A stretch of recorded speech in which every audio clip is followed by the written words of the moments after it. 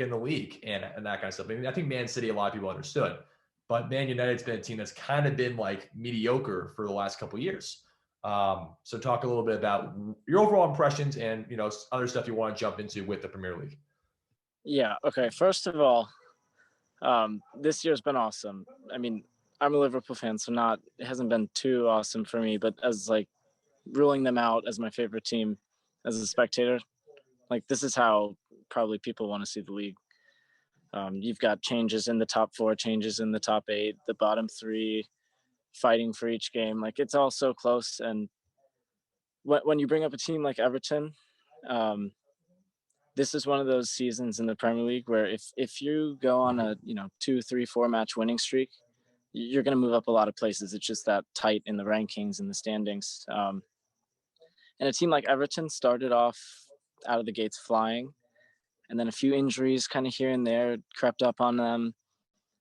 They lost a big holding midfielder, Alan, who's came from Italy in the summer, a new signing who was really anchoring their midfield. And then he goes down. And a team like Everton, as opposed to a team like Man United, Man City, Liverpool, they're not as deep.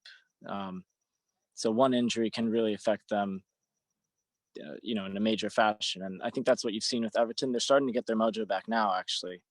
Starting to get some players back. But they were in really good form at the beginning. Injuries crept in. Lack of an off season this past summer. I think the last game played of the previous season was in August, which is crazy because the Premier League season starts in early August.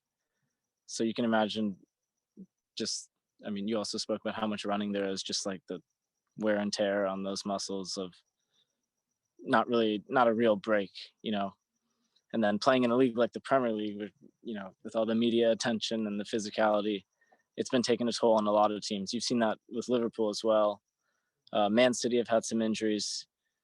But the thing with Man City is that they are by far and away the most deep team in the Premier League. They've pretty much got 1 or 2, maybe more reinforcements at every position.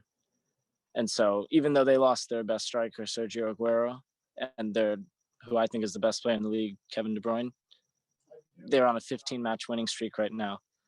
They just set the record for most wins in a row in England. And I don't know, it just shows if you can catch form in this league and start to break away from how tight it's been, it's a huge confidence boost. Man U experienced it. They went on a tear of wins. The whole morale around the club changed. Whereas it's the opposite with Liverpool. They can't seem to buy a win. And it just seems like the dark days right now with injuries and poor results. But it's been really exciting this Premier League season.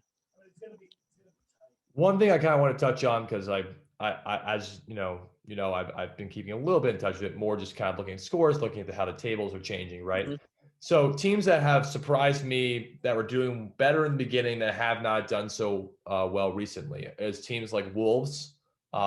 They've drastically dropped.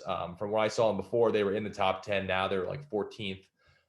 Like I said, Sheffield United, there were a lot of people who thought they were going to take a step up. They're going to be good this year. Mm-hmm. They're right now last in the division, which is, again, there are different, levels to that, right? It could be coaching. It could be, players out of the lineup. Could be talent, right? There's not talented enough right now this year.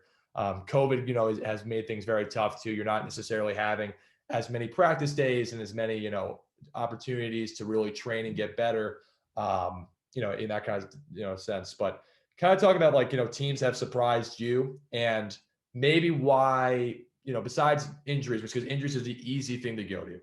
What are certain coaches in the Premier League doing, in your opinion? You can go into soccer schematics. It's fine. That's easier for you to explain. Okay. But just explain why certain teams are, really struggling, because it's not primarily only due to injuries. I mean, Liverpool might be that case, but it's not only injuries, I think. No, it's definitely not only injuries. It's not only injuries for Liverpool either. They've just been shocking at times. But if you look at a team like Sheffield, I think they were probably right next to Wolves, where they finished last year in the top 10, pushing for a European spot.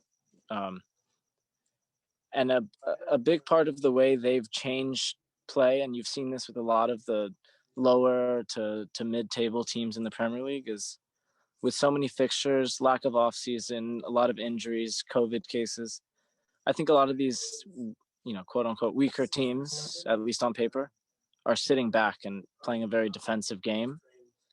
As they don't want to have an open game every game, once or twice a week, because that's just gonna create a lot of injuries within the team, a lot of fatigue.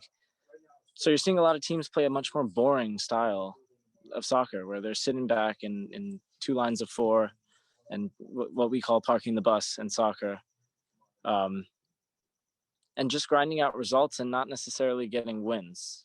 Settling for points, and moving on to the next week. And I think a big, you talked about coaching. I would also talk about scouting. This summer, I think there wasn't.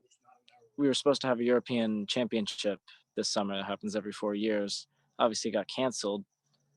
And for some of the smaller to mid-table teams around all the world's top leagues, that's like a big scouting opportunity to see what younger players rise onto the scene. And this summer, it's not a huge deal, but it is something. This summer we didn't have that, so maybe teams that are, I guess you could still talk about Sheffield or West Brom, teams that are in the relegation zone, not able to spend on how would you say it, like little steals that come from like if you ever watch the World Cup, there's always some random people that just show out and make the jump to a Premier League club, and we didn't have that this summer.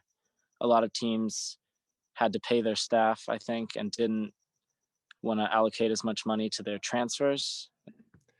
If you like that clip from the Shred Takes podcast show, I encourage you to like and subscribe to the YouTube channel. And also, if you want to check out the full episode in its entirety, go to Apple Podcasts and Spotify to view the full episodes.